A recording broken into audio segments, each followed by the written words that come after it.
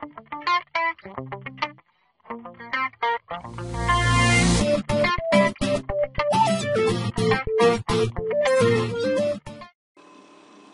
evening, this is Nick Inman from VolumeProfileTrader.com on Friday, December 30th, and this video is going to be an in-depth look on the S&P 500, reviewing it for the past year or two, and then looking forward into 2012 with some trading expectations and basically some important levels that you want to be looking out for, and incorporating this long-term view of the market, correlating this with smaller time frame volume profile composites. So, for example, the monthlies and even the weeklies, and just break it down and play along with whatever the theme the market's telling you. And when you do this, it tends to be a lot easier to trade because you're not as biased and you're letting true support and resistance level tell you where you should, basically when and where you should be involved in the market. So we're just going to look at the S&P in this video, and I think it's going to help, and I think it's going to put a context around what's going on in the market. So I'm just going to get started on this 2-year chart of the S&P futures. And what I find important is during this last 2 years, 2010, 2011, the value area low was 1065. Well, since there's no real reason to talk about the distance pass, but what's interesting was that was the value area low for the last 2 years, and that was 3 points off the low back on October 4th, and that's pretty significant. So it shows you that the value area, this market is still within value, and there's still opportunity in this market. It's, until we break down below 1068, I think we're okay even buying on extreme sell-offs here. So I think in 2012, if we do get a sell-off, I think it will become a buying opportunity so long as 1068 holds, and that's an extreme level, but that's the value area low for the last 2 years. And really going on to the current action, we're basically stuck at the value area high for the year, which the value area contains 70% of the volume in whatever the time frame. So in this case, the last 2 years, and we've basically since October have traded at the bottom of the value area 1065 up to the top, call it 1080 or so.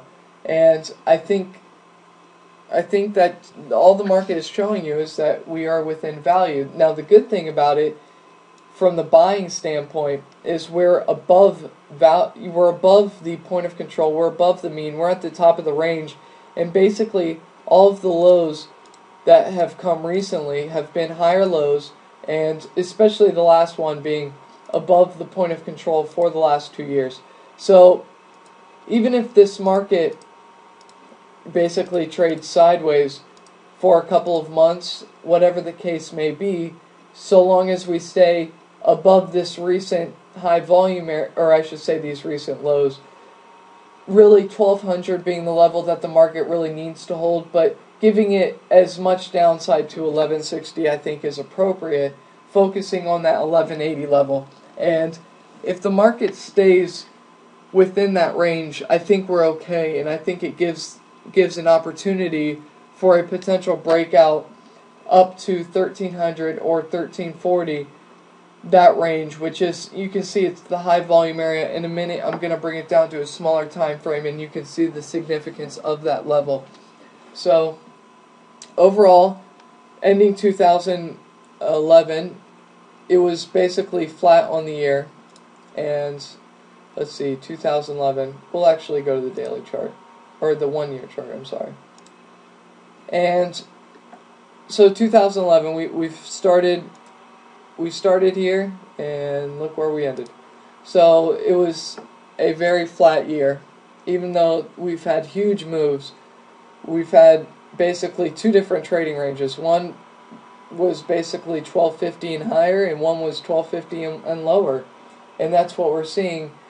The point of control for the year finished up towards 1325, so that's we still, for the year, it was definitely despite finishing flat on year, it was definitely a bearish year. And now the latter end of the year, it was positive if that 2-year point of control ends up holding. And if that's the case, then this pullback that we've seen in the market in the second half of the year, it ended up being a great long-term buying opportunity, especially if we can break above these highs, which is possible. On this yearly chart, you can see it's definitely some stubborn volume compared to the rest of the composite. And when I mean stubborn, I mean it sticks out like a sore thumb, and you can see that if this market really gets going to the upside and there's some true buying coming in, where is it going? It's going straight to this 1315, 1330 level. It's where it's going to go. It's pretty obvious, and it's just how the market's going to trade if we get going to the upside. So be aware of that. Be aware. Sorry, mouse jittering. Be aware that we're looking good on a 2-year chart, but on a 1-year chart, it definitely looks like an oversold bounce, and this thing could end up making a lower high, similar. Well, I'm just digressing very shortly. Similar to the euro, where we had a breakdown from this balance range, a move lower, and the test back to the point of control was a complete failure, and you can see how the euro finished. So that could be the case with the market, but regardless, even if it is or if it isn't, it's still a 75 S&P point move, which isn't bad at all, and I think it's something that you have to be aware of and you have to be involved in, because there are a lot of names that are working and a lot of names that aren't. And I think it just makes sense to be in the names that are working or look like they're about to be working and getting involved with a good thesis, and your thesis should be help based upon volume profile. So I think overall in the market, on this 1-year and 2-year viewpoint, basically our extreme ranges are these recent lows that we've seen. I see 1200 to 1160. That's a very important range, and as long as we stay above those, we should go and test above 1300 at some point in 2012. If we trade below 1160, then I would have to say we're probably going to trade back down to the 1070 level, at least to 1100. So there's a lot to be aware of in the year 2012, and I think the fact that we finished so close to the 2-year point of control gives us an indication that we're probably going to make a move probably in the front 6 months of the year. Maybe not. Maybe we just trade sideways, literally in a 60-point S&P range for 4 or 5 months, and then in the back half we get a move one way or the other. That could be the case. There's a lot of light volume right here. Maybe the market just wants to fill it in. So it's, be aware of what's going on. I think when I bring in this next chart of the S&P, which is the monthly composites, you can get a better idea of what the market may want to do. So as I bring in the monthly composites, and sorry, I had bi-monthly. So as I bring in the monthly composites, you can see what's been going on since mid-June or so, and obviously we had a sell-off, and from there we've stabilized. This 1140 level, which was August's point of control, has really been a great reference. It's been a great price level is what I'm trying to say in the market, and it's given us an opportunity to trade off both sides. Even though in the early months it was very whippy, overall it was a great level to trade off of, and we just have to take note of that and be aware that 1140 in the recent months it was an important level, and it's just something to be aware of. So we saw back in, September, a point of control at 1180 or so, And that is about the point of control for the last 2 years. So it's something to be aware of. Also, over the last 180 days, generally speaking, it's the value area low. And also you can see this high volume area from 1216 down to 1184. So you can, in September, August, even October and November, we've done some good damage around that 1180 level, and recently it's mattered. And you can see we basically traded down in the 1180 and 1140 zone, and that was complete rejection. And from those levels, I'm going to zoom in a little bit, from those levels we tested 1180 again, and we're off to the races. So we're seeing a little theme develop. We have two important levels, 1140 and 1180, both being rejected by the buyers. And remember, the 2-year point of control at 1180, we're still above it. So moving into this 1200, 1205 level, which was October's point of control, what have we done recently? We've once again back-tested a point of control level, an important level, and we've successfully bounced off of those levels. So we're seeing a consistent theme of higher lows being formed based off of point of control support. If you want, you can even draw a little bit of a trend line. We've touched it 3 times now. That officially qualifies as a trend line. So that is, as this trend line continues to move on in time and the price level continues to rise in terms of the trend line, we get to a closer inflection point, basically, to see if this trend line matters. And going into November, we see the point of control is formed up at this 1137, 1138 level. Well, what have we seen again? We went below that, remember, bounced off October's point of control, and recently, over the last couple of days, the last week of the year, we've found support at this 1138, 1140 level, November's point of control. So that's another important level. And let's just move on to December. December, the point of control finished higher yet again, and when I mean higher, I mean relative to each of the last point of controls. You can see each point of control for the last, 5 months has finished higher. We haven't fully retraced the point of control before we broke down, which is up at 315, but we're definitely, this is definitely a successful, although whippy and buying the dips has only been the profitable method, it's been a successful uptrend. We've seen point of control shifts higher and higher every single month. Now that December is finished, we can confirm that this is another higher point of control. One thing to be aware of is that we also have this flat top, which this really, let's call it 1260 up to, let's just make it easy, up to 1280, but really 1270 or so. That's been a very stubborn resistance level, and it's been prudent to be a seller there.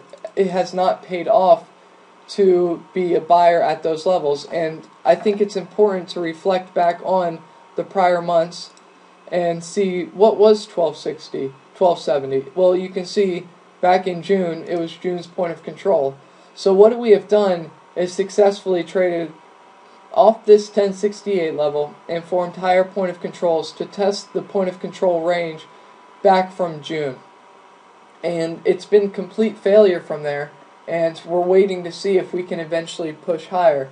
Going into December and how it closed, I think it's fairly, you have to be cautious right now. And I think this 1238, 1240 level, the recent lows that we've seen over the past week in the S&P, I think they matter, because if we start trading lower from here, and let's say we breach 1240 on the S&P, it's going to take a bit pause, because we're trading lower from December's point of control. And that December point of control is also at close enough levels to where, it gives us a thesis to really be short this market and see if we can retrace and perhaps trade down to the 1180, 1200 level and give that a shot. So it's very important to be aware of what's going on. If we start to poke up above 1270, this market is going to be chased and it's going to be bought, and we're going to go test 1315. We're going to go probably test 1330 or so also. You can make the case for an inverse head and shoulders at this 1260 level. We have the left shoulder. Let me get the right tool. We have the left shoulder, the head, and the right shoulder. This is a continuation pattern, which means, where has the trend been coming from? Well, recently it's been coming from lower left to upper right. So our measured move would be the lows from the head, call it 1150, up to the neckline, call it 1270, and that would take us to a price target 120 S&P points above 1270, which, what is that? That's close to 1400 on the S&P. That would be new highs relative to since the stock market bottom in 2009. That's a very important development, and that's just forming from this, really 3-month head and shoulders pattern potential. So it's I think if we start off January strong and we can trade above 1260, I think regardless the fact that it's going to be light volume or not, there's going to be some chase for performance. One thing to note, that this is a great time to be owning equities, and I think that only if price action tells us if we go above 1260, 1270, you should have a real shot for some upside in the market. So anyways, there's really not much more to say here. You watch this December point of control, you watch the 1240 level, and you see basically 1240 to 1260. Which way does this market want to go? And from there, I think it starts with trading opportunities to the downside or the upside, whether it be up to 1300 or up or down to 1200. You will have opportunities to make money, but as time goes on, price is going to develop, and it's going to tell us how we should be involved in the market. So I hope this video helps give you a better indicator of how I'm viewing 2012, the beginning of months. Anything can change, but regardless, those levels, or I should say these levels that we've pointed out tonight in this video, it should be the groundwork for your thesis in 2012. So anyways, I have more stock videos. I have stock picks coming out in a later video, and we're also going to look at some other future contracts and also the Dow and the NASDAQ.